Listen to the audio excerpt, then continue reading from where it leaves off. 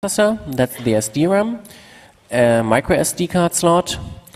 Then you have the new processor is much easier to flash than the previous one. If you know how to flash an OpenPICC1, the OpenPICC2 is so much easier. You just press this button and send the new firmware. You get the two LEDs that you know and love. You get a third LED that is connected to the battery charge controller, so you get a full lithium-ion battery. I haven't tested yet how long it will last, but I accidentally left my device on for like 3 hours and it wasn't discharged after 3 hours, so I guess it will last 3 hours, depending on what you do with it. What you get on there also is a 3-dimensional accelerometer. So, for example, you could let's say, booby-trap the device so it would lead itself if it's tampered with or something if you want to. And the RFID, you also get a real-time clock that is, I think, about here, which is always connected to the battery and not switched on or off. So you have also a clock on there. You will get an open beacon interface. Yeah, that's Sputnik, the things that people carry around, they can talk to that too. It's the same 2.4 GHz transmission interface. So if you have two of these devices, you could let them talk to each other, and which I hadn't mentioned just yet, the RFID part on this is handled by the NXP chip, the NXP PN532, which is an NFC chip, which is included in most, well, in some phones and hopefully much more in the future. So it does NFC, which also means it does a reader side, complete reader side, and it does a complete card side emulation in this one IC. So it doesn't have the full analog front end that Milos designed for the OpenPICC1, which enabled us to sniff the communication. Unfortunately, it's not in there. The filters in this device are much better, unfortunately, so it won't be a sniffer, probably. Sorry about that. But it should be a full emulator because we don't have to worry about the analog side anymore. We just get a proper signal. What we did, what this NFC chip does offer is the connection of a so-called secure element, which is just a wired NFC, NXP card, SmartMX, for example. So you normally just hardwire an RFID card to that. And instead of that, we just connected these wires to the processor, so we should be able to emulate a card on the processor. Yeah, so here's a card that can talk to pretty much anything RFID, both the readers and the cards and the Sputniks, that has enough power under the hood to do simple crypto. We are not done yet. Oh, there's more, yeah okay. Yeah, because it does have this 2.4 GHz interface. If you have two of these, you should be able to execute the proxying or relay attack with that, because you can set one for card emulation and one for reader side emulation and have a 2.4 GHz radio link. And you have this battery with charge controller.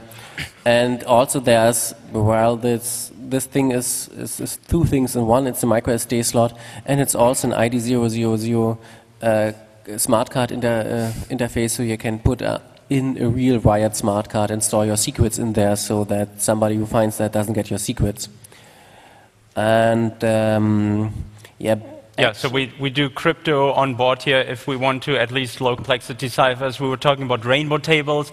I don't know what size they make SD cards in these days, but there should be plenty of storage for at least like the Dutch group released a tool, Crypto1, that should run on this device, I think, to onboard break MIFARE Classic encryption. It's portable too with the battery. It's just ingenious. There's one more thing. Do you want to add something? Yeah, and one more thing. It's an ebook reader too. Can no I have kidding. A camera on here? Camera? It's an ebook reader, yeah. This goes to Britain and Milos Meria.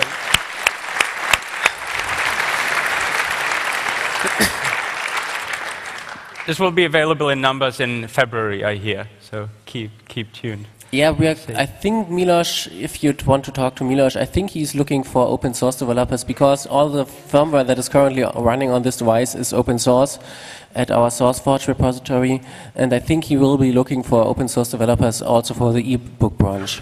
Mm-hmm. Yeah, so definitely a device to be looking forward to. To quickly sum up,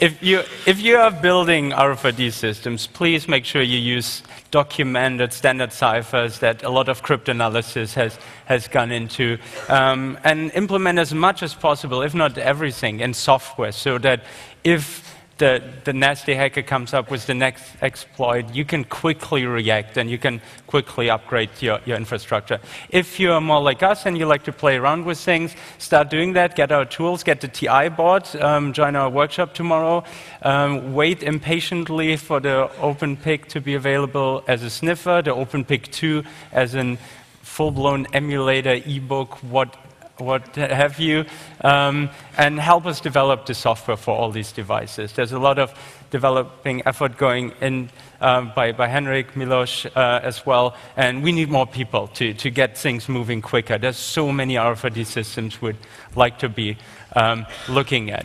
To end at a more positive note, we haven't given up hope in this technology yet, and we think it has huge potential to be a great breakthrough, more security technology if a few things are done right. As said over and over again, use public crypto, don't try to build your own, but also don't be paranoid about attackers.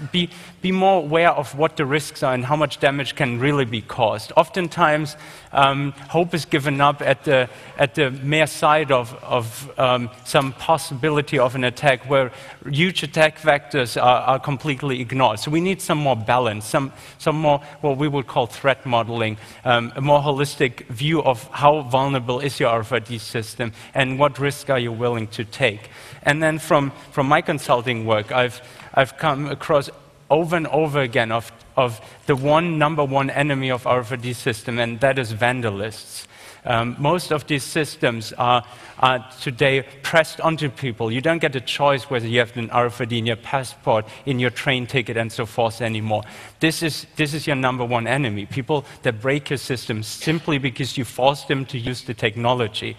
So by only giving them an opt-out opportunity, by giving them a chance not to use the technology, your system is already a lot more secure. There's a lot less incentive to break it. So if you are operating an RFID system, planning on, if you're consulting with anybody who is planning to please press for an opt-out so that this technology isn't mandatory for everyone. Thanks a lot.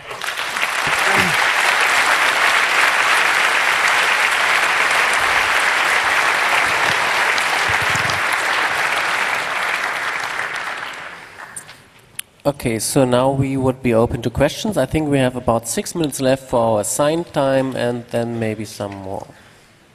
Yeah, and I kindly ask you to stay here for a few minutes until we're done. So if you've got to leave, leave quietly so that there's not a huge disruption. Anyways, questions?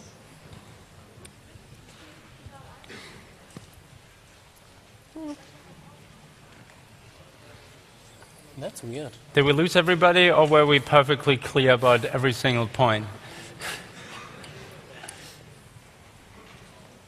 No questions? Okay, well, thanks a lot, everybody.